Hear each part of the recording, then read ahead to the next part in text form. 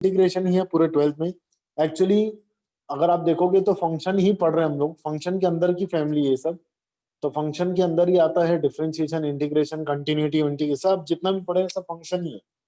तो उसमें भी जो सबसे इंपॉर्टेंट चैप्टर्स होते हैं ना फंक्शन के अंदर में भी, वो होते हैं डिफरेंशिएशन और इंटीग्रेशन।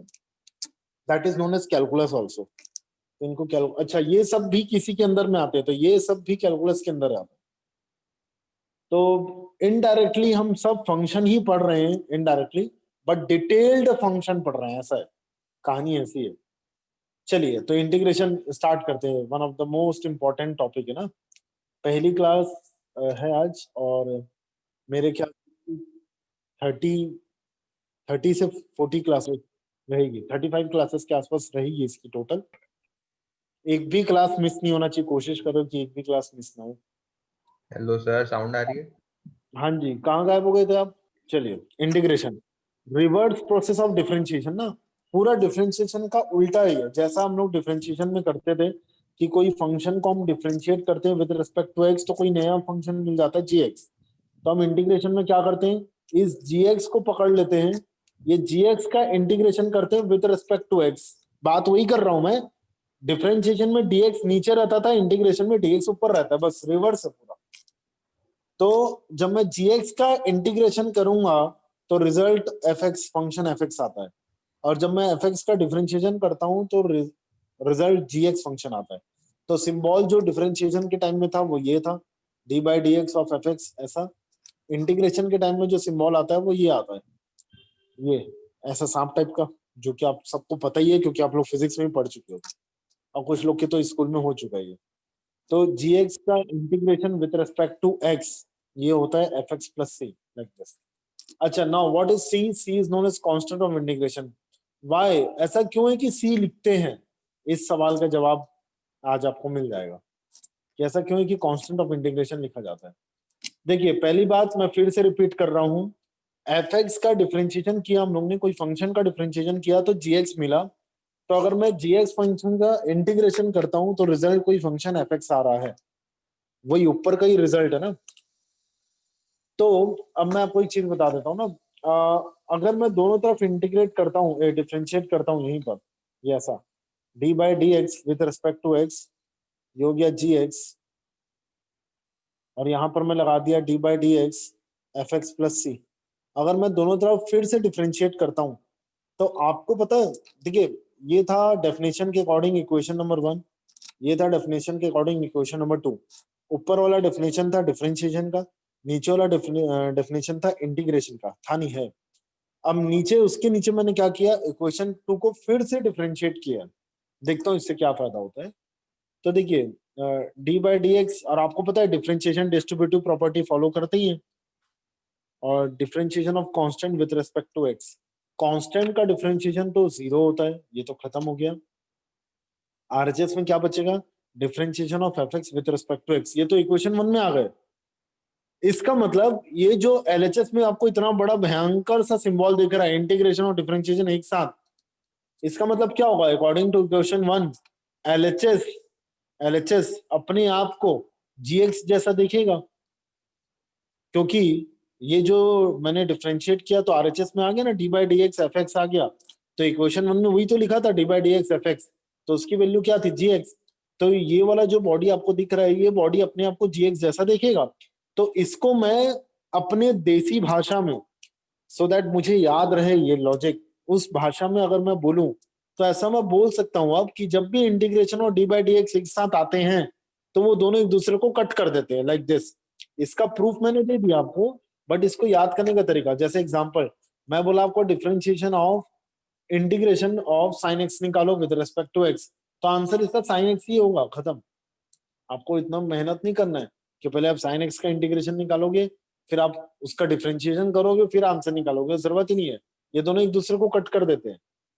यही नीचे वाले में हम लोग ने पहली चीज जो आज सीख गई आज की क्लास में, कि जब भी इंटीग्रेशन और डिफरेंशिएशन एक साथ अटैच होके आते हैं, चाहे इंटीग्रेशन के अंदर में डिफरेंशिएशन हो, चाहे ऐसा हो, ये देखो, ये ऐसा, चाहे ऐसा हो या तो चाहे ऐसा हो, ये दोनों एक दूसरे को कट कर देते हैं। तो जो फंक्शन अंदर में बचा हुआ है वही आंसर आता है। एक बहुत इंपॉर्टेंट बात, चाहे आप अपने देसी लैंग्वेज में आप इसको याद कर लो या लिख लो, जैसा आपकी मर्जी। बस मेरा काम था ये चीज बताना और प्रूफ देना कि ये क्यों होता है ऐसा, कि इंटीग्रेशन और डिफरेंशिएशन एक दूसरे को कट कर देते हैं जब भी एक साथ आते हैं। तो उसका प्रूफ ये था। अब दूसरी चीज में आते हैं हम लोग। अब दूसरी चीज ये कि क्यों कांस्टेंट ऑफ इंटीग्रेशन लिखते हैं, अब वो भी समझते हैं। तो अब मैं आपको एक लॉजिक बताता हूँ उसके लिए। एक मिनट ना, अभी आप रुक जाओ, अभी नहीं लिखे हो तो रुक जाओ। देखिए कांस्टेंट ऑफ इंटीग्रेशन ही क्यों, देखिएगा ना, जबरदस्त चीज है ये। मैंने एक फंक्शन लिया, मान लेते हैं y equals to f x लिया, और इस फंक्शन के मैंने अलग अलग रूप दिखाए आपको। रूप क्या क्या दिखा दिया मैंने आपको, इनके अलग अलग फेसेस दिखा दिया मैंने आपको यहाँ पर। ये तो ऐसा, एक बार मैंने फंक्शन एक्स स्क्वायर ले लिया, एक बार एक्स स्क्वायर प्लस वन ले लिया, एक बार एक्स स्क्वायर प्लस टू ले लिया।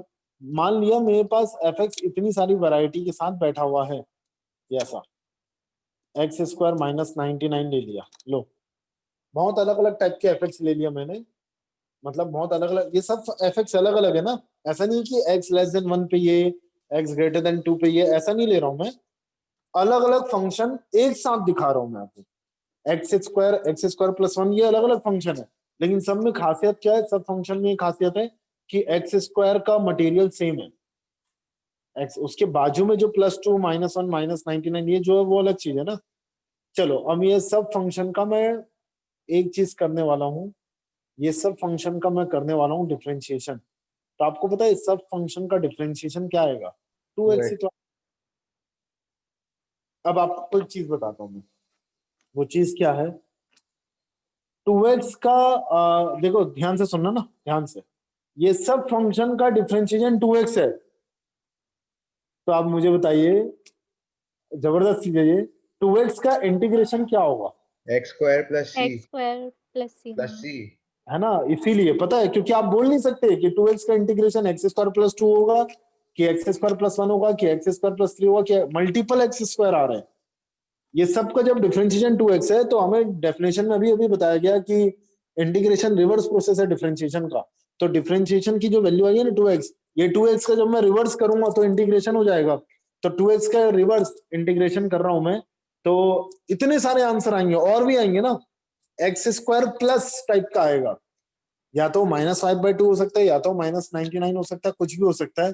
That's why we actually use कि 2x का इंटीग्रेशन का answer x square plus c होगा, where c is constant of integration. और उसको निकालने का तरीका होता है, वो क्वेश्चन के अंदर आपको निकालने का तरीका बताया जाएगा। और नहीं बताया जा रहा है तो आप आंसर प्लस सी करके लिख के आ जाओगे। क्वेश्चन में कई बार ऐसा दिया रहेगा कि एफ ऑफ जीरो जो है ना वो वन है, लाइक दिस, या एफ ऑफ वन जो है वो फाइव है, ऐसा कुछ ना कुछ दिया ही रहेगा। तो उससे आप सी निकाल सकते हो। एक्स की जगह जीरो पुट करोगे तो F of zero one use करना, एक्स की जगह जीरो तो सी मिल जाएगा, सी मिल जाएगा तो आप यहाँ पुट कर सकते हो। अगर ये क्वेश्चन में नहीं दिया हुआ है तो आंसर बस ये लिख के आ जाएंगे आप। तो this is one of the most important reason again कि क्यों ऐसा होता है कि इंटीग्रेशन में प्लस सी आता है, वो ये कारण था, एक्सप्लेनेशन ये था।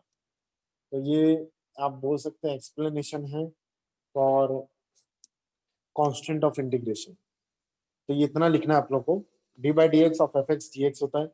जी एक्स का इंटीग्रेशन याद रखिएगा, डी एक्स नीचे होता है डिफरेंशिएशन में, तो इंटीग्रेशन में डी एक्स ऊपर होता है। इंटीग्रेशन के रिजल्ट से कांस्टेंट ऑफ इंटीग्रेशन आता है, उसका एक्सप्लेनेशन अभी मैंने दे दिया। और ये एक एक्सप्लेनेशन मैंने आपको दे दिया कि जब भी इंटीग्रेशन और डी बाई डी एक्स एक साथ अटैच होके आएंगे किसी भी क्वेश्चन में, तो दोनों कट जाते हैं।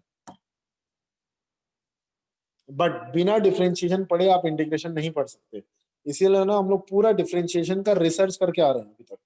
क्या क्या किए, डिफरेंशिएबिलिटी पढ़ लिए, प्योर डिफरेंशिएशन पढ़ लिए, एप्लीकेशन ऑफ डिफरेंशिएशन पढ़ लिए, जिसको हम लोग एप्लीकेशन ऑफ डेरिवेटिव भी बोलते हैं। तो ये तीन टॉपिक पढ़े हैं हम डिफरेंशिएशन का, तब हम इंटीग्रेशन में आ रहे हैं, क्योंकि सबका यूज होने वाला है अभी। चलिए स्टार्ट करते हैं। ये एक्सप्लेनेशन था ना इसका, यही बातें नोट में थी एक्चुअली। चलिए फॉर्मुलेस, मैं आपको सामने एक चीज बता रहा हूँ, मैं आपको इंटीग्रेशन बहुत सिंपल करके दे रहा हूँ। बहुत लोग कंफ्यूज होते हैं इंटीग्रेशन में, और बहुत लोग दिमाग खराब करके बैठते हैं। एक सेकंड ना, एक सेकंड। हाँ, बहुत लोग अपना दिमाग खराब करके बैठ जाते हैं कि इतने फॉर्मूले कैसे करना है। मैं आपको बहुत ही इजीएस्ट वे आपको दिखाता हूँ। हम लोग क्या करेंगे, मैं फॉर्मुलेस के ना अलग अलग ब्रांच बना दिया हूँ, और अलग अलग ब्रांच के ना हम लोग बहुत सारे क्वेश्चंस करने वाले हैं। तो ये फॉर्मूला नंबर 1 है, फॉर्मूला 1। इसमें ये ए पार्ट है और ये बी पार्ट है। ए पार्ट क्या है, अगर x का पावर n dx आ रहा है तो इसका इंटीग्रेशन होता है x की पावर में n plus one upon n plus one plus C. क्योंकि ये आपको पता है फिजिक्स के कारण, इसलिए मैं डायरेक्ट लिख दिया हूँ, लेकिन मैं फिर भी इसका प्रूफ देने वाला हूँ। और इसका प्रूफ क्या है, इसका प्रूफ सिर्फ एक ही है, वो क्या, ये इसका definition, reverse process of differentiation. इसका मतलब अगर मैं इसको डिफरेंशिएट करूंगा तो मुझे क्या मटेरियल आएगा ये देखना है। फिर से ना मैं आपको फ्रंट पेज में बार बार लेके जाऊंगा। ये देखो, ये देखो, जो भी ये देखो, जो भी इंटीग्रेशन के अंदर के में अंदर मटेरियल बैठा हुआ है, ये सॉरी, जो भी इंटीग्रेशन का आंसर है ये अगर आप इसको डिफरेंशिएट करते हो तो आप देखिए कि इंटीग्रेशन के अंदर में जो बैठा है वो आ रहा है कि नहीं। फिर से मैं रिपीट कर रहा हूं, अगर जो भी इंटीग्रेशन का आंसर है, अगर आप उस आंसर को डिफरेंशिएट करते हो तो डिफरेंशिएट करने पे जो आंसर आता है, क्या वो आंसर इंटीग्रेशन के अंदर बैठा हुआ है। अगर है तो आप इस तरीके से क्रॉस चेक कर सकते हो अपने इंटीग्रेशन के फॉर्मूलेस को। ये देखो ऐसा, अगर मैं यहां पर देखूं, आप फिर से देखना ना, इंटीग्रेशन का जो आंसर था, यहाँ पर इंटीग्रेशन का आंसर है एक्स के पावर में n plus one upon n. तो इसको मैं ले लेता हूँ एफ एक्स फंक्शन, अभी फिलहाल इसको ले रहा हूँ मैं, लेट, या वाई ले लेता हूँ, जो भी आप लेना चाहें, एक्स प्लस वन वाई ले लेता हूँ। चलिए, let y is equal to है एक्स के पावर में n प्लस वन, या सिर्फ इतना ही ले लो, इससे भी हो जाएगा। तो इसका d y by D x निकालता हूँ मैं, d y by D x, ये हो जाएगा n प्लस वन बाहर कूद के, और ये हो जाएगा एक्स के पावर में ये ऐसा। ठीक है, अच्छा अच्छा अच्छा अच्छा अच्छा। अब मैं एक काम करता हूँ, दोनों तरफ इंटीग्रेट करता हूँ। अच्छा, ये तो कांस्टेंट है ना, n plus one is a constant, तो n प्लस वन को आप एलएचएस में लेके आ जाओ पहले तो। अच्छा, एक और चीज ना, कांस्टेंट जब भी आए आपके सामने तो वो इंटीग्रेशन से बाहर हो जाता है कांस्टेंट। डिफरेंशिएशन में जैसा होता था ना कि वो इंटीग्रेशन से डिफरेंशिएशन से बाहर कर देता था कांस्टेंट को, वैसे यहाँ इंटीग्रेशन में भी होता है। अच्छा, इंटीग्रेशन जब मैं कर रहा हूँ, टेक, लिखिएगा यहाँ पर integrating both the side with respect to x.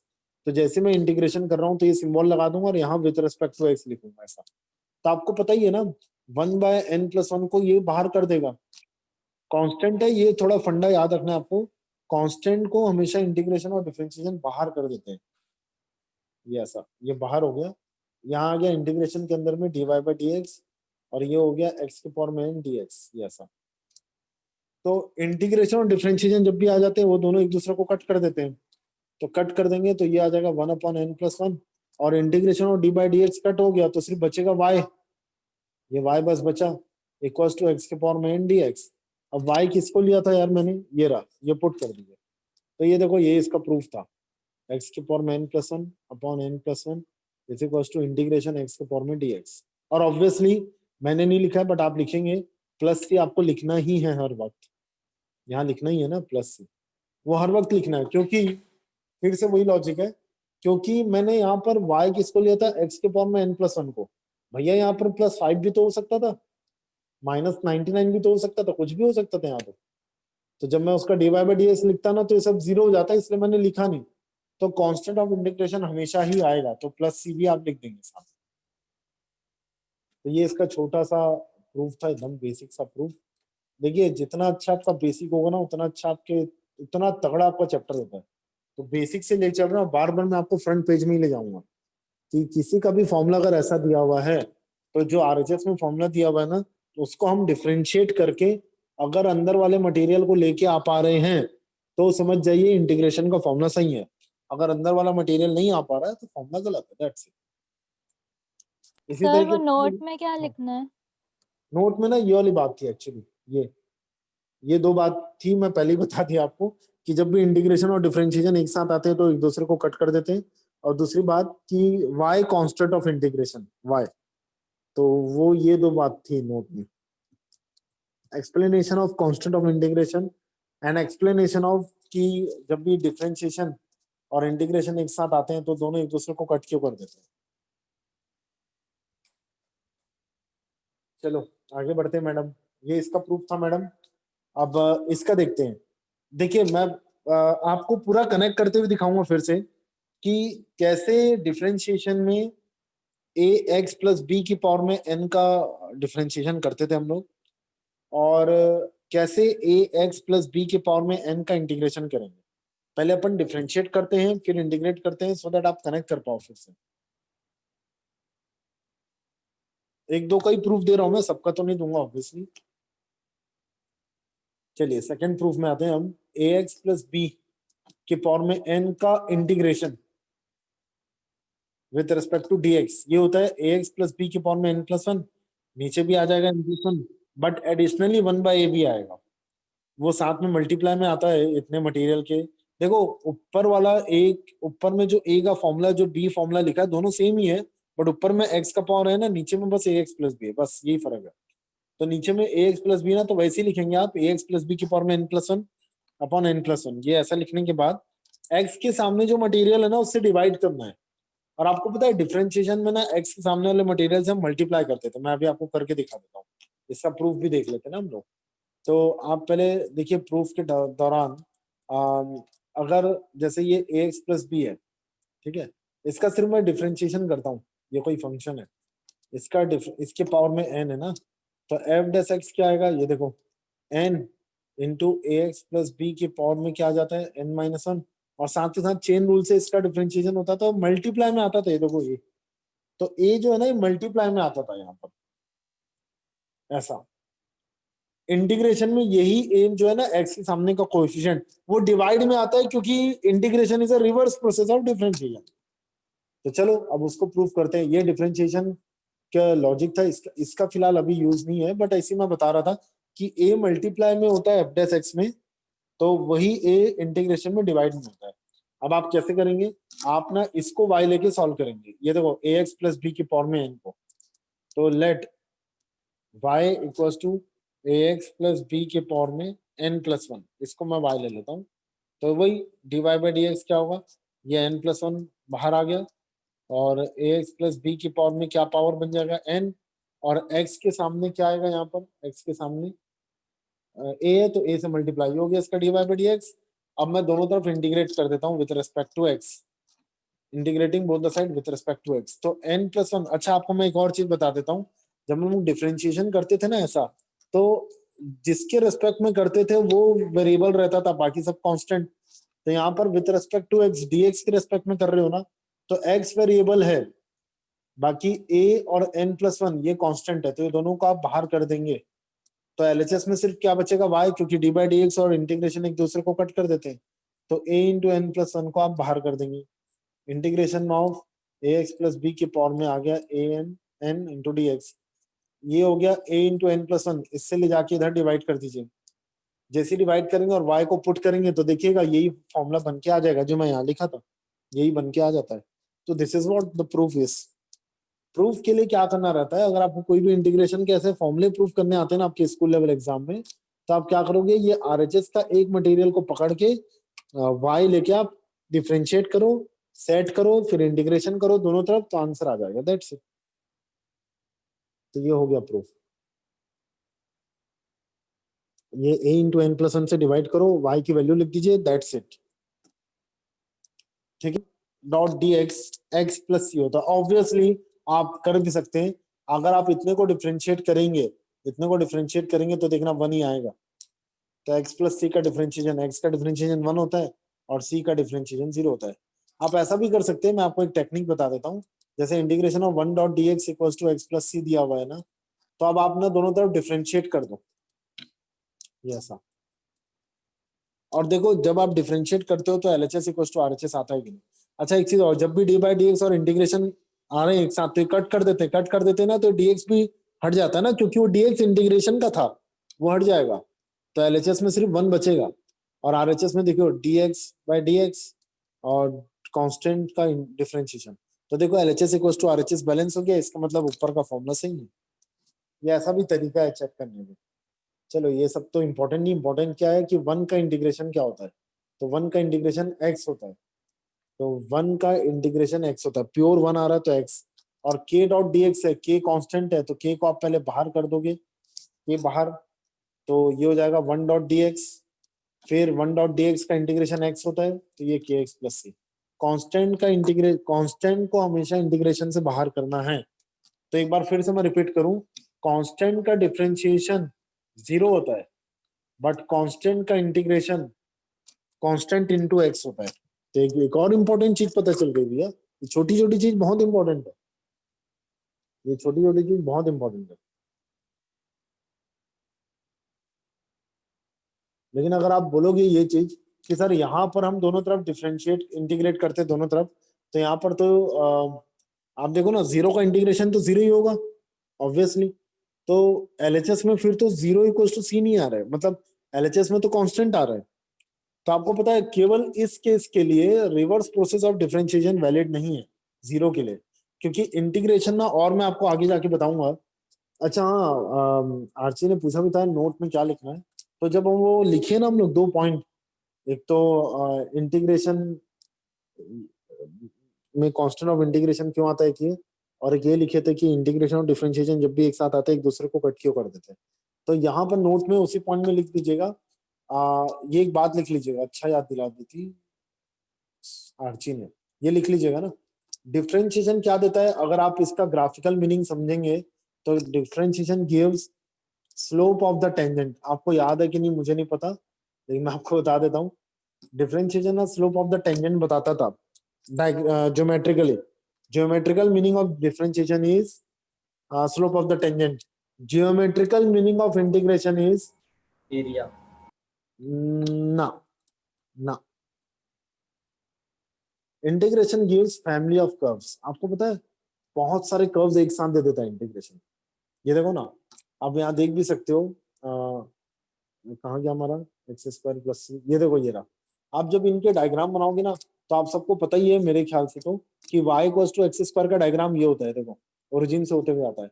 और एक्स स्क्वायर प्लस 1 का ग्राफ ना ये होता है, देखो एक्स स्क्वायर प्लस 2 का ग्राफ ना 2 यूनिट ऊपर, एक्स स्क्वायर माइनस 5/2 का ग्राफ जो रहेगा ना वो नीचे से जाएगा, ये ऐसा। एक्स स्क्वायर माइनस 99 का ग्राफ और नीचे से जाएगा। तो आपको पता है ये पूरे कर्व एक साथ देता है इंटीग्रेशन। लेकिन ये सब कर्व का अगर आप किसी पॉइंट से टेंजेंट लोगे ना, ये ऐसा, तो टेंजेंट पैरेलल रहेगा ना, पैरेलल टू एक्स एक्सिस, एक दूसरे से पैरेलल। तो पूरे पैरेलल टेंजेंट्स का डिफरेंशिएशन ये रहेगा। मतलब क्या बताता है डिफरेंशिएशन, किसी भी कर्व को डिफरेंशिएट जब आप करते हैं तो स्लोप ऑफ द टेंजेंट देता है डिफरेंशिएशन, और इंटीग्रेशन क्या देता है, फैमिली ऑफ द कर्व। तो वही डिफरेंशिएशन वैल्यूज का अगर आप क्योंकि देखो इसी स्लोप का आप क्या बोलोगे, इसका स्लोप बोलोगे, स्लोप इक्वल टू 2x। तो इसी स्लोप का बहुत सारा कर्व हो सकता है, मतलब बहुत सारा टेंजेंट हो सकता है। ये इंटीग्रेशन बता रहा है कि इसी स्लोप का तो बहुत सारा टेंजेंट हो सकता है। तो वो कैसा होगा, जब पूरे टेंजेंट ऐसा एक दूसरे से पैरेलल चल रहे होंगे, ये ऐसा। तो पैरेलल चल रहे होंगे तो किसी न किसी कर्व के टेंजेंट रहेंगे ना, तो जिस भी कर्व के टेंजेंट रहेंगे ना वो कर्व कोई और नहीं इंटीग्रेशन से आ रहा होगा। तो integration gives family of the curves, या कर्व्स फैमिली देता है इंटीग्रेशन, और डिफरेंशिएशन देता है स्लोप ऑफ द टेंजेंट। तो ये एक बात थी जो वो पॉइंट के नीचे आप लिख सकते हैं कांस्टेंट ऑफ इंटीग्रेशन वाले टॉपिक के नीचे में। हाँ, अब इंटीग्रेशन में एक और पार्ट आता है डेफिनेट इंटीग्रेशन, मैं अभी से बता देता हूँ उसके बारे में भी। अब इसके अंदर में एक और पार्ट आता है डेफिनेट इंटीग्रेशन। तो डेफिनेट इंटीग्रेशन क्या देता है पता है, area under the curve gives area under the curve, जो कि अलग से चैप्टर है आपके एनसीईआरटी में। तो डेफिनेट इंटीग्रेशन ना आपको एरिया निकाल के देगा कर्व्स का, और नॉर्मल इंटीग्रेशन आपको फैमिली ऑफ द कर्व्स देगा। तो मतलब इररेगुलर बॉडीज, जैसे उल्टी सीधी बॉडी ऐसी चल रही है कुछ भी शेप का, जैसे कोई भी कर्व बनाया मैंने, ऐसा कोई कर्व है ये, तो इस कर्व का x इक्वल्स टू a से लेकर x इक्वल्स टू b तक कितना एरिया इसने घेरा, कितना एरिया इसने कवर किया, ये निकालेंगे हम लोग डेफिनेट इंटीग्रेशन के through. Area under the curve topic में या डेफिनेट इंटीग्रेशन के अंदर, कहीं पर भी, दोनों एक ही है। तो दोनों एक ही है ना, वो आपको समझ में आएगा जब अपन वाला चैप्टर पढ़ेंगे। फिलहाल हम लोग अभी ये पढ़ रहे हैं, तो अभी ये वाला पार्ट कंप्लीट हो चुका है हमारा। अब हम ये वाला पार्ट स्टार्ट किए, ये वाला पार्ट खत्म होते ही फिर ये वाला पार्ट में आएंगे, ऐसा है स्टेप इस तरीके से है ना। चलिए, तो यहाँ के लिए क्यों वैलिड नहीं है, क्योंकि यहाँ पर आरएचएस में 0 है। तो इंटीग्रेशन ना फैमिली ऑफ द कर्व बताता है, ये 0 तो कोई कर्व ही नहीं है, तो इसलिए बस इंटीग्रेशन का लॉजिक 0 के लिए वैलिड नहीं है। ऐसा नहीं कि इंटीग्रेशन ऑफ जीरो कुछ नहीं आता, क्या आता है ना, जीरो ही मानेंगे फिर, बट उसको फिर आप रिवर्स प्रोसेस ऑफ डिफरेंशिएशन के डेफिनेशन से कनेक्ट नहीं कीजिए करेंगे, वो गलत है, क्योंकि जीरो का कोई टेंजेंट भी नहीं होता है, वो तो एक जीरो एक नॉर्मल वैल्यू है, तो ना तो उसका कोई कर्व होता है ना तो उसका कोई टेंजेंट होता है, तो हम लोग उसको कोई कनेक्ट नहीं करते। हाँ बट ये कि differentiation of zero with respect to x zero ही होता है, उसी तरीके से इंटीग्रेशन ऑफ जीरो भी जीरो ही लेना अगर कभी आ गया तो, हालांकि आएगा नहीं बट कभी आ गया तो आप ऐसा लेंगे, बट इसको डेफिनेशन से कनेक्ट नहीं करेंगे, तो इसको हम लोग डेफिनेशन से कनेक्ट नहीं करेंगे।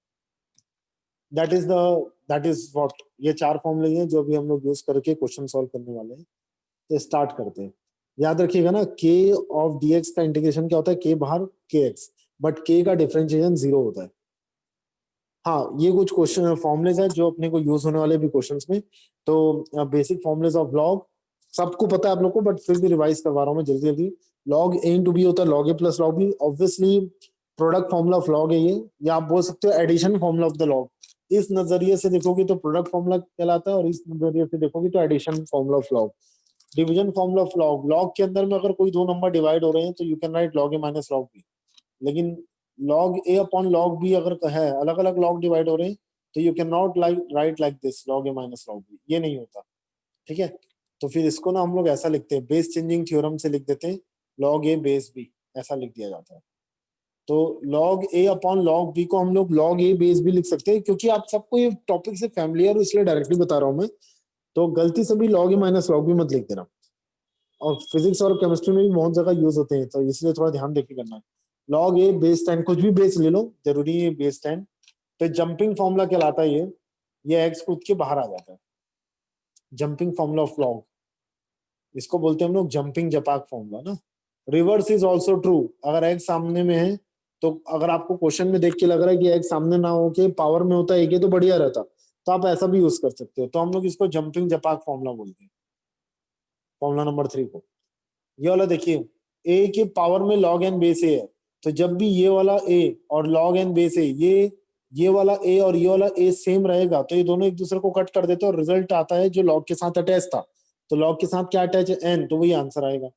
जैसे यहाँ एग्जांपल है, ई के पावर में L N log of N base E, तो ये ई और लॉग ई कट जाएगा, आंसर एन ही आएगा। जैसे ये रहा 2 log 7 बेस 2 है, तो आंसर 7 ही आएगा। ये सब इसके एग्जाम्पल है, ये बहुत इंपॉर्टेंट फॉर्मूला है ये वाला। ए के पावर में लॉग भी बेस सी है, तो आपको पता है ये दोनों अपनी अपनी पोजीशन चेंज कर सकते हैं, ए को आप इधर ला सकते हो और बी को आप इधर भेज सकते हो। ये कैसे होता है, ये बेस चेंजिंग थ्योरम से ही होता है। तो अभी तो मेरे पास ये सब के लिए टाइम नहीं है, बस आपको मैं जल्दी जल्दी बता देता हूँ, ये सब फॉर्मूले यूज होंगे। सी वहीं का वहीं है, देखो बी और ए अपनी अपनी पोजीशन चेंज कर सकते हैं, तो ये 5-6 फॉर्मूले हम लोग को थोड़ा यूज करने रहेंगे, और ये बेस चेंजिंग थ्योरम है, ये 6वां फॉर्मूला है। तो अगर आप लोग को याद नहीं है तो लिख लीजिए या स्क्रीनशॉट ले लीजिए, और याद है तो अच्छी बात है। अगले क्वेश्चन अपन चालू करते हैं, ये रहा बेसिक्स अपना खत्म, बेसिक क्वेश्चन से ही चालू कर रहा हूँ, जल्दी जल्दी हम लोग सॉल्व करेंगे। रूट एक्स का integration with respect to x already आपको आता है मुझे पता है, बट फिर भी हम बेसिक से चालू करेंगे।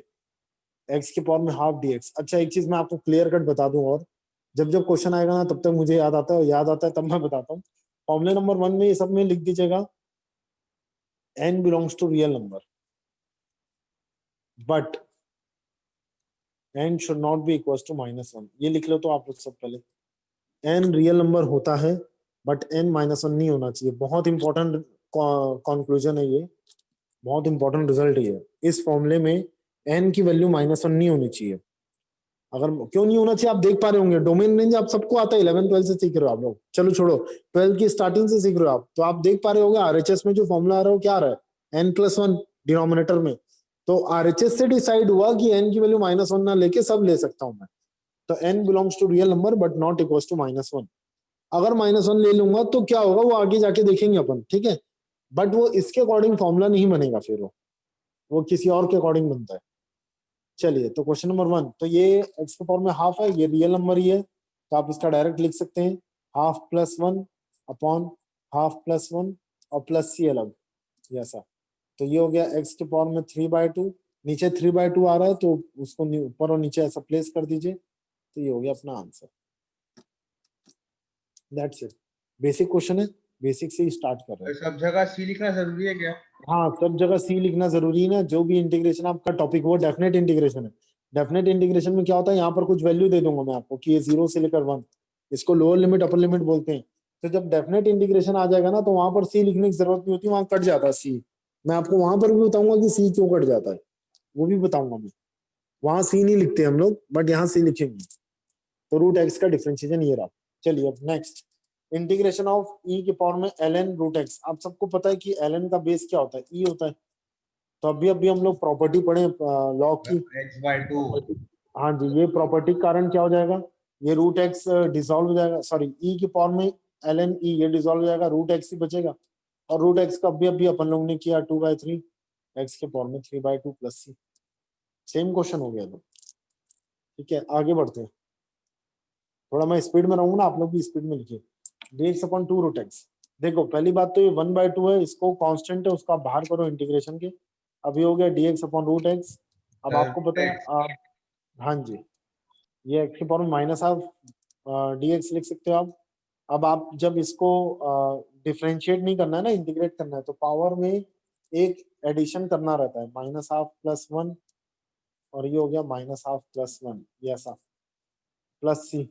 अच्छा, आपको पता है माइनस हाफ प्लस 1 होता है हाफ, ये हाफ और ये हाफ कटा, तो फाइनली इसका आंसर आ जाएगा रूट एक्स प्लस सी। तो ये आंसर को याद रखना है आपको, क्या dx अपॉन रूट एक्स होता है, ये याद रख लो, root x plus c. Direct question में यूज करेंगे हम लोग। dx अपॉन रूट एक्स होता है root x plus c. dx upon 2 root x, not root x, ये 2 है। तो dx अपॉन 2 रूट एक्स होता है रूट एक्स प्लस सी। नेक्स्ट, e की पावर में माइनस ln एक्स स्क्वायर। चलो इसका बताइए जल्दी, जिसका भी आ जाता है बताइए।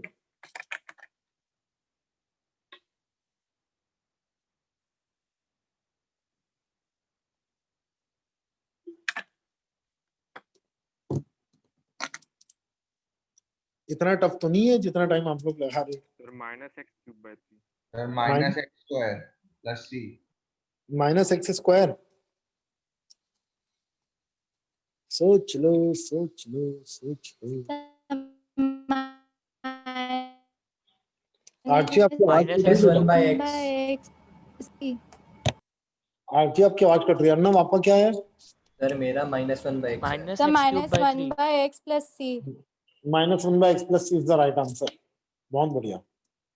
देखिए कैसे, मैंने अभी अभी बताया कि आप जंपिंग फॉर्मूला कैसे भी यूज कर सकते हो ना। तो ये देखो जंपिंग फॉर्मूला, लॉग के सामने अगर कुछ नंबर आ रहा है तो उसको रिवर्स करके पहले आप पावर में चढ़ा दो। तो यहाँ लॉग के सामने आ रहा है माइनस, इसको रिवर्स करके यहाँ चढ़ा दिया मैंने। तो ये हो गया e के पावर में ln x के पावर में -2। और आपको पता है यहाँ पर इसका बेस होगा e, तो ये e के पावर में ln e कट जाएगा, तो ये सिर्फ बचेगा x के पावर में -2 dx। इसका इंटीग्रेशन। पार्थ आपकी गड़बड़ कहाँ हुआ था? अरे सर मैं माइनस का साइन नहीं देखा। अच्छा, और किसी का गड़बड़ हुआ था तो देख लो एक बार और। तो ये आ रहा है -1/x प्लस सी। श्रेया क्लियर है आपको? और में ln2 प्लस ln x।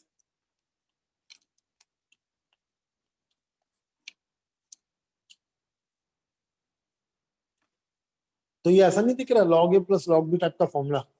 तो ये log a इंटू अलग अलग log है, और फिर तो आपके लिए इजी हो x² गया। प्लस सी आ रहा है। एग्जैक्टली। और आपको ये भी पता है कि log का ln का बेस क्या होता है, e। x² प्लस सी। x² प्लस सी, ये दोनों तो खत्म हो जाएंगे, सिर्फ बचेगा 2x dx। 2 बाहर हो गया, x dx का इंटीग्रेशन, x dx का होता है x² 2 प्लस सी। तो यहाँ पर ये 2 और 2 कटा, आंसर इज x² प्लस सी। खत्म। 2 कांस्टेंट है ना, वो बाहर कर देगा। चलिए नेक्स्ट, इसका बताइए। अब तो ये इजी हो गया, ये m को आप इधर भेज देंगे, ये ऐसा। देखिए ln का बेस नहीं लिखा है तो आप समझ जाइए ना, e होता है। ये खत्म हो गया, तो इंटीग्रेशन के अंदर में x के पावर में m dx। तो फाइनली आंसर इज x के पावर में m+1 अपॉन m+1 प्लस सी। खत्म। तो डाउट है तो पूछ सकते हैं ना, नहीं है तो आगे बढ़ रहा हूँ। हाँ जी, इसका बताइए तब मजा आएगा।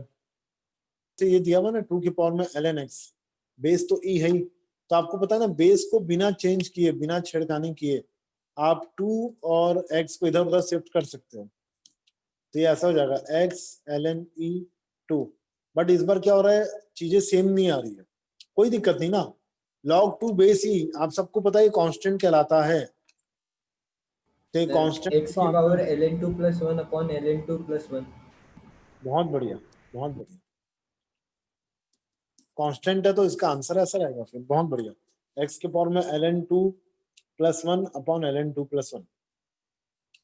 कुछ लोग क्या करते हैं पता है, बुक के हिसाब से ये आंसर एबीसीडी में ऑप्शन दिया रहा है ना, तो उसके हिसाब से ये 1 को लिख देते हैं ln e बेस e, ये ऐसा लेके फिर फर्दर सॉल्व करते हैं। 1 को ऐसा लिख देते हैं और फिर ऐसा लेके आप फर्दर जब सॉल्व करोगे ना तो वैसा आएगा, देखना x के पावर में ये 2e ln 2e upon ln 2e, अब देखना ये आ जाता है। जब आप 1 को ln e बेस e लिख दोगे ना तो ये आएगा, देखना। और ऑब्वियसली ये ln है तो इसका बेस तो e रहेगा, ये तो अंडरस्टूड है। तो if you write 1 as ln e base e then you will get answer like this.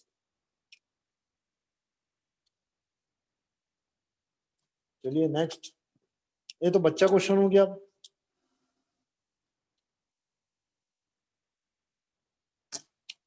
ये बच्चा क्वेश्चन क्यों है, क्योंकि x + 1 के पावर में 3 + 1 4 अपॉन 4 इंटू 1 अपॉन x के सामने का कोफिशिएंट, x के सामने का कोफिशिएंट 1 है प्लस c, खत्म।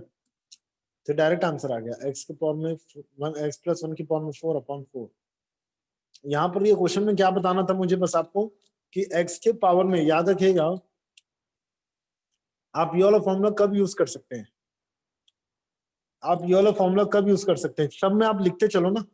जो जो मेरे को क्वेश्चन सॉल्व करते करते रिकॉल हो रहा है ना, मैं आपको यही बताते जा रहा हूँ।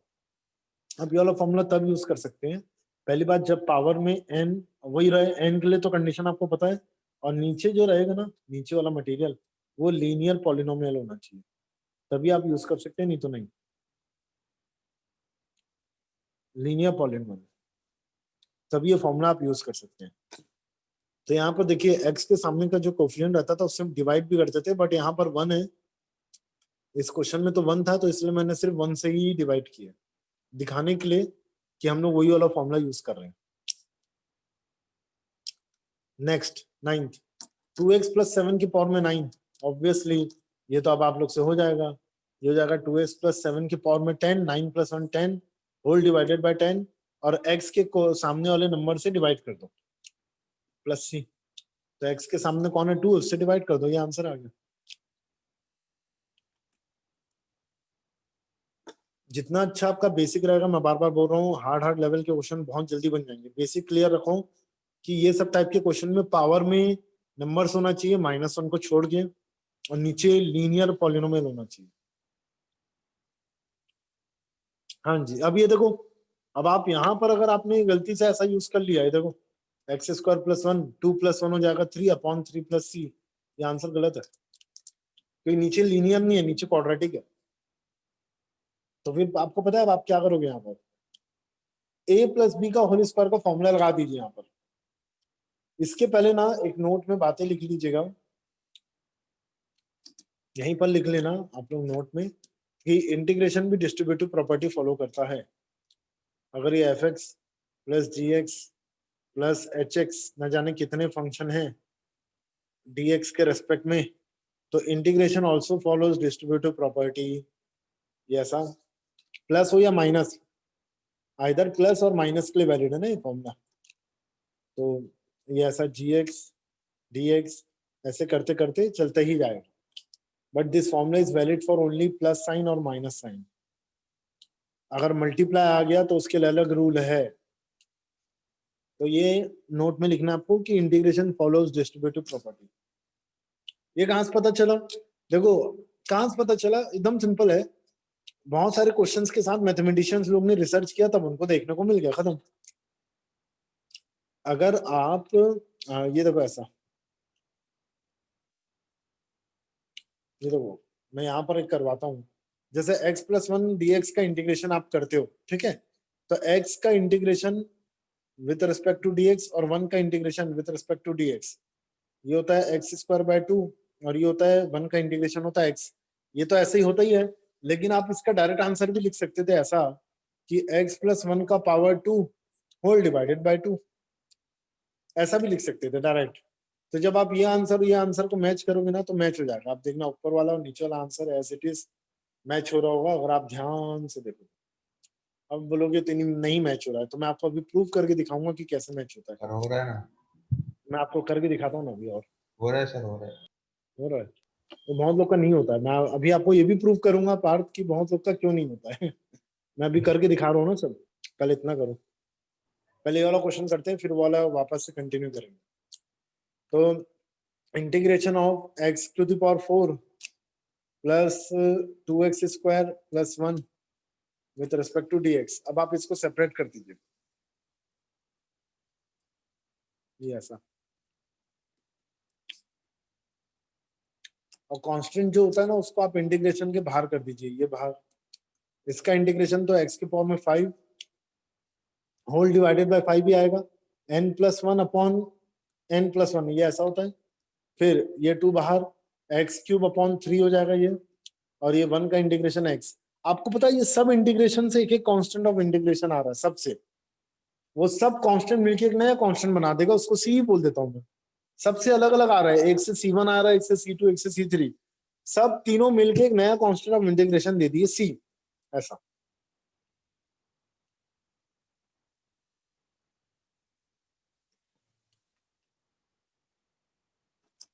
तो देखो उसका एग्जांपल दे रहा था मैं आपको।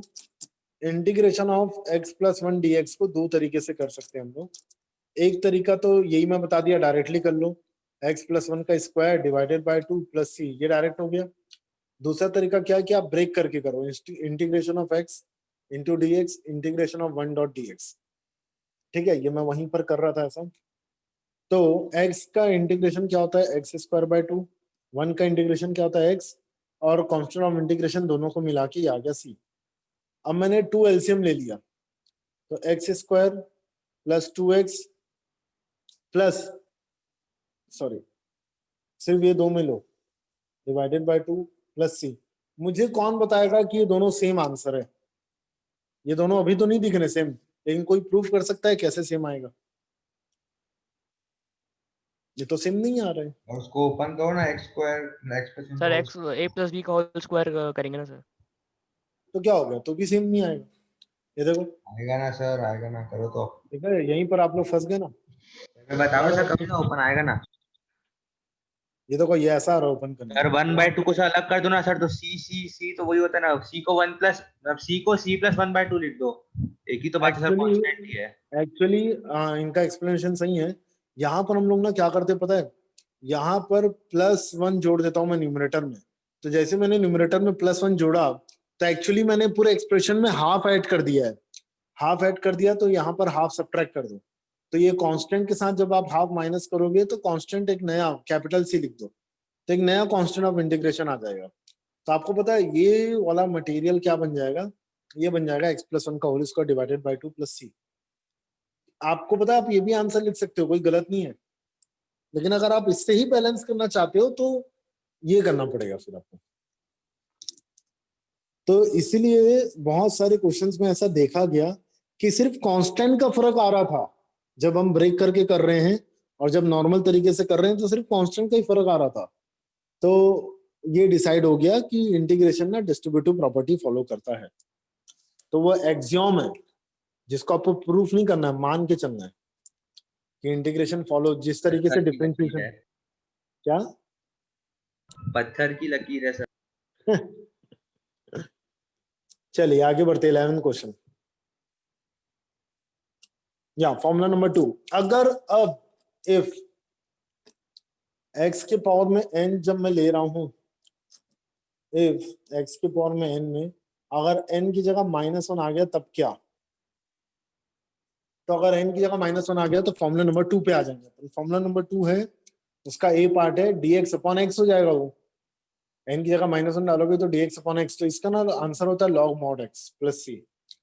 या तो ax + b की पावर में n था, अब यहाँ पर अगर आप n की जगह -1 डाल दोगे तो ये बन जाएगा, देखो b कैटेगरी का dx upon ax plus b. तो इसका फॉर्मूला क्या होता है, log ax plus b whole divided by. जबरदस्त पार्ट है ये। आधे से ज्यादा लोग इंटीग्रेशन में यहाँ पर फ्लॉप होते हैं। मैं फिर से लिखवा देता हूं आपको ये चीज। जब भी याद रखना, इंटीग्रेशन में dx के नीचे प्योर लीनियर पॉलिनोमियल आ रहा है जिसका कुछ भी पावर नहीं है, सिर्फ 1 पावर होना चाहिए, तो आंसर हमेशा लॉग में आता है। लॉग लिखो या ln लिखो, एक ही मतलब है हमेशा। जब भी dx के नीचे, पहला कैटेगरी है, बहुत इंपॉर्टेंट है, जब भी dx के नीचे लीनियर आ रहा हो, लीनियर का पावर सिर्फ 1 है, तो हमेशा आंसर लॉग या ln जो भी आप लिखना चाहें उसमें आएगा। यहाँ मॉड लगाना चाहो तो मॉड लगा सकते हो। लॉग, क्योंकि देखो मॉड क्यों लगाना है, कॉमन सेंस आपको ही पता है, लॉग के अंदर में नेगेटिव चीज नहीं आती, इसलिए मॉड लगाती बस। और एक और रीजन है कि लॉग ऑफ मॉड एक्स जो है ना, ये इसको मैं क्या लिख सकता हूँ पता है, या तो मैं प्लस एक्स लिखूंगा या तो मैं लॉग के अंदर में माइनस एक्स। लेकिन जब मैं आपको पता है इन दोनों का जब मैं डिफरेंशिएट करूंगा तो आंसर 1/x ही आएगा। आप करके देख सकते हो। लॉग प्लस एक्स का डिफरेंशिएशन देखना 1/x होता है, लॉग माइनस एक्स का भी डिफरेंशिएशन -1/x ही होता है। Sir that is reason. हाँ जी बताइए जी। कि लॉग प्लस एक्स और लॉग माइनस एक्स अभी अभी आप करके देख सकते हो, दोनों का डिफरेंशिएशन 1/x होता है। तो इसीलिए हम प्लस और माइनस को हटा के मॉड लगा देते हैं, ये भी एक कारण है। दोनों कारण मॉड लगाने का है, ये कि भैया लॉग के अंदर में नेगेटिव नहीं आना चाहिए बस। चलिए अब इसका प्रूफ देख लेते हैं कि 1/a क्यों आ रहा है। मैं आपको बार बार बता रहा हूँ, ax प्लस बी डिफ्रेंशिएशन में a से मल्टीप्लाई करना पड़ता था चेन रूल के कारण। इंटीग्रेशन डिफ्रेंशिएशन का रिवर्स है, इसलिए 1/a से हम डिवाइड कर रहे हैं। एक तो ये कारण है याद करने का तरीका, और दूसरा याद करने का तरीका है प्रूफ। तो प्रूफ में आप देखिए, ax प्लस बी का आप ले लीजिए, लेट y इक्वल्स टू ले लीजिए ax प्लस बी, ये ऐसा, sorry log ax plus b, ये ऐसा ले लेता हूँ। तो let y equals to ln का बेस e है ax प्लस बी। अब आप इसका dy बाई dx निकालिए, ये हो जाएगा 1/ax प्लस बी ऐसा, और अकॉर्डिंग टू चेन रूल यहाँ पर a आएगा। अब ना आप दोनों तरफ इंटीग्रेट कर दीजिए विथ रिस्पेक्ट टू x, ये ऐसा। तो ये a है ना, ये a को आप नीचे इधर भेज सकते हैं, इंटीग्रेशन से बाहर करोगे फिर a को नीचे भेज दोगे। तो देखो integration dx upon ax plus b बचेगा RHS में, और LHS में जो आएगा ना वो यही आएगा देखना, क्योंकि इंटीग्रेशन और डिफरेंशिएशन एक दूसरे को कट कर देंगे। हो गया प्रूफ। तो डिफरेंशिएशन इंटीग्रेशन में जब भी नीचे में लीनियर आता है, याद रखना है आंसर लॉग में आएगा। अभी देखना आगे आने वाले समय में सब भूल जाओगे। चलिए इसका आंसर, तो अभी लीनियर आ रहा है तो इसका आंसर आएगा log 2x प्लस 3। इसका बेस e है ना, अगर मैंने log लिख दिया तो बेस e लिख देना, और होल डिवाइडेड बाय 2, जो x का कोफिशिएंट है उससे डिवाइड करना है। डिफरेंशिएशन में x के कोफिशिएंट से मल्टीप्लाई करते थे, इंटीग्रेशन में x के कोफिशिएंट से डिवाइड करना है, प्लस c। आगे बढ़िए, क्वेश्चन नंबर 12, x प्लस 1 का whole square divided by x dx। बताइए इसका आंसर।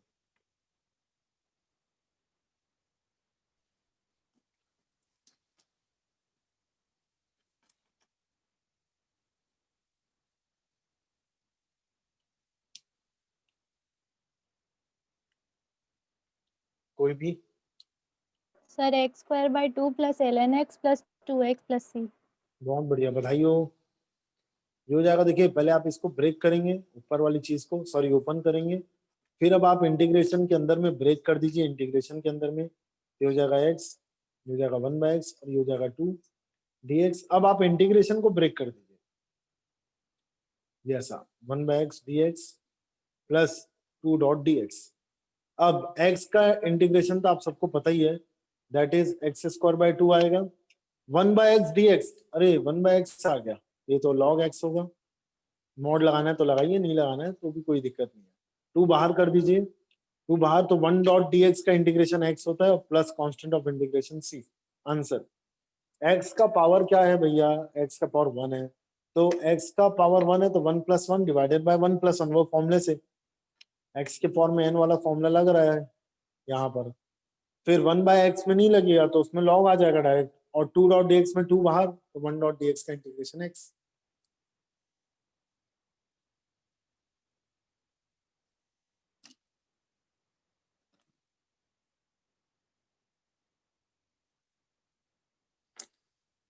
चलो नेक्स्ट, dx अपॉन 3 - 2x, जल्दी से आंसर बताइए, जल्दी से, 1 मिनट के अंदर।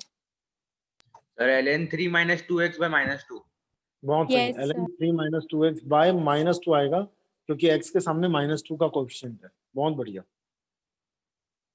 नेक्स्ट, एक बहुत अच्छा क्वेश्चन, अभी अभी कैटेगरी के हिसाब से एक बहुत अच्छा क्वेश्चन। चलिए कॉल आ गया। ओके, चलिए तो देखो, ये ना स्क्वायर रूट वाला जो ऊपर में मटेरियल दिख रहा है ना, इसको ध्यान से देखिए तो ये एक्स स्क्वायर का होल स्क्वायर प्लस 1/x² का होल स्क्वायर और प्लस 2 है ये। तो एक्स स्क्वायर को a ले लो आप, 2 मिनट ले, तो a² प्लस 1/a का होल स्क्वायर प्लस 2, मतलब वो ऐसा नहीं दिख रहा है a² plus b² plus 2ab type का। तो ना ये ऊपर का मटेरियल जो है ना, ये x² प्लस 1/x² का होल स्क्वायर है, और साथ में स्क्वायर रूट आ रहा है, तो ये दोनों एक दूसरे को कट कर देंगे, स्क्वायर और स्क्वायर रूट। तो ऊपर का मटेरियल फाइनली आ रहा है x² प्लस 1/x², ये ऊपर का मटेरियल है। अगर नहीं समझ में आया तो पूछ सकते हैं ना।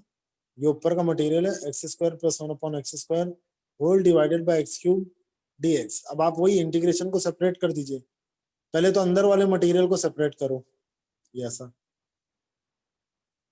ये आ रहा है x⁵, या तो अलग अलग ही कर दो, चलो छोड़ो, ठीक।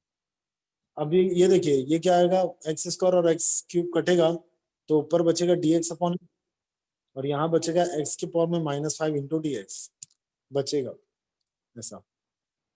तो dx अपॉन x क्या होता है, dx अपॉन x तो ln x होता है, और x⁻⁻5 को मैं क्या लिख सकता हूँ, -4/-4 प्लस c। क्यों? क्योंकि पावर में 1 1 ऐड हो जाएगा, तो -5 + 1/-5 + 1 हो जाएगा। तो ये इसका आंसर है। इंपॉर्टेंट चीज क्या था कि ऊपर वाली चीज को क्रैक करना कि वो एक परफेक्ट स्क्वायर है, यही चैलेंजिंग था और यही इंपॉर्टेंट भी था इसमें।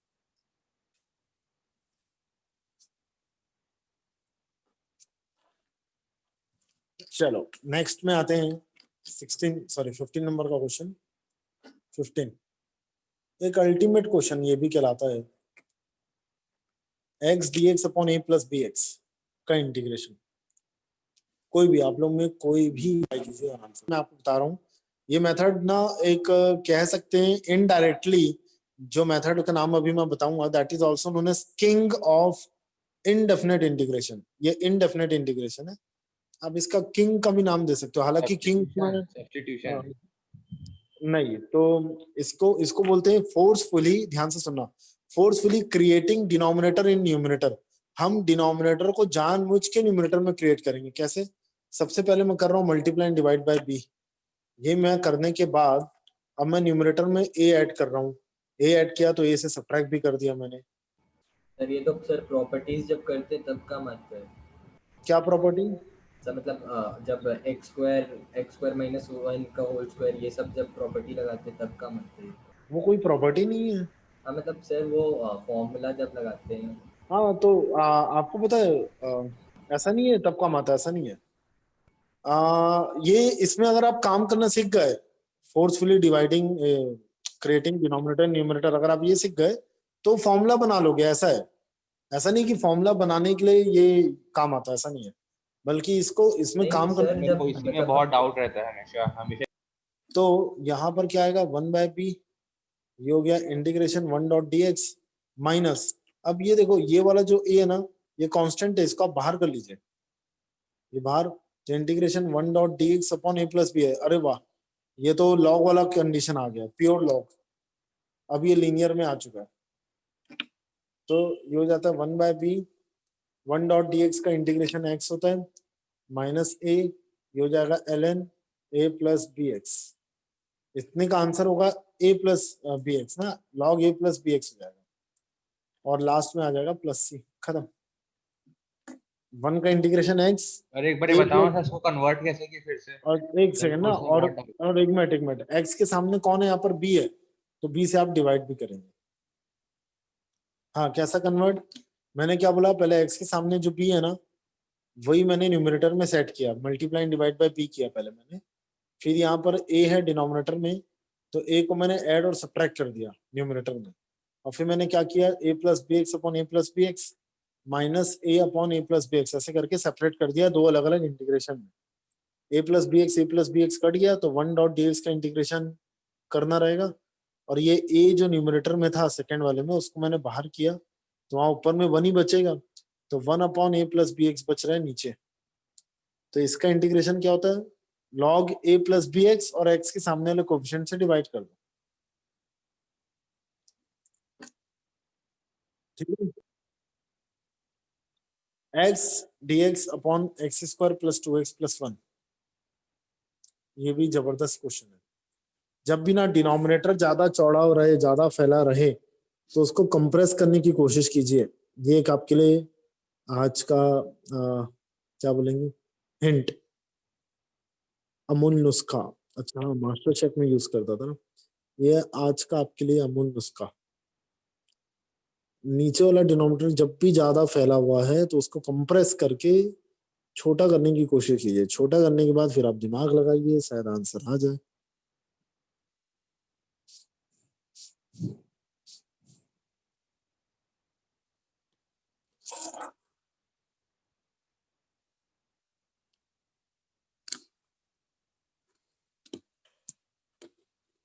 Sir log x plus 1 plus x plus 1 का पावर -1। बहुत बढ़िया, बधाई हो आरती आपको, जबरदस्त किया आरती ने सॉल्व, बहुत बढ़िया। और जिस तरीके से किए मैं समझ गया हूँ कि वो क्या किया है एक्चुअली इसने। सर इसमें x प्लस 1 स्क्वायर को मतलब ऊपर ले जा सकते हैं, x plus 1 to the power minus ऐसा करके, फिर मल्टीप्लाई करें x से, फिर उसके बाद हाँ, वो तो इंटीग्रेट करें। नॉर्मल अलजेब्रा है ना, वो तो नॉर्मल अलजेब्रा है, क्लास 8 9 10 का अलजेब्रा है ना। तो फिर आपके दिमाग में भी डाउट होना चाहिए था, क्या क्या सर इसको ऐसे सेपरेट कर सकते हैं क्या, है ना। ये भी तो होना चाहिए था, x plus 1 upon x plus 1 का square minus 1 upon x plus 1, ये भी सेपरेट कर सकते हैं क्या। ये तो फिर भी 9 10 में आके सीखता है इंसान, एलसीएम मेथड्स के कारण ये सेपरेट होता है। बट ये वाली चीज तो अपन मेरे ख्याल से 7th 8th से ही कर रहे होंगे एक्सपोनेंट पावर में। ये एक्स प्लस 1 का पावर -2 इंटीग्रेशन में ऊपर चला गया है, मतलब वो नॉर्मल है ना, वो इंटीग्रेशन नहीं किया हमने। करना, नहीं सर, ऊपर ले जाने के बाद इंटीग्रेट करना उसको, मल्टीप्लाई करने के बाद x से। हाँ हाँ हाँ हाँ, कर सकते हैं, कोई दिक्कत नहीं। मेरा आंसर अलग आ रहा है सर, तो उसमें क्या बोल रहे हो ना, मेरा आंसर फिर उसमें मतलब अलग आ रहा है, डिफरेंट आंसर आ रहा है मेरा उस मेथड इसमें से। मतलब एक मिनट, आप कौन सा मेथड बोल रहे हो, आप तो यही पूछ रहे हो ना, इसमें जो मैंने किया उसमें ही पूछ रहे हो ना। हाँ सर, तो वही। तो उसमें कहाँ, कौन से में, मतलब कौन से स्टेज में गड़बड़ हो रहा है आपसे।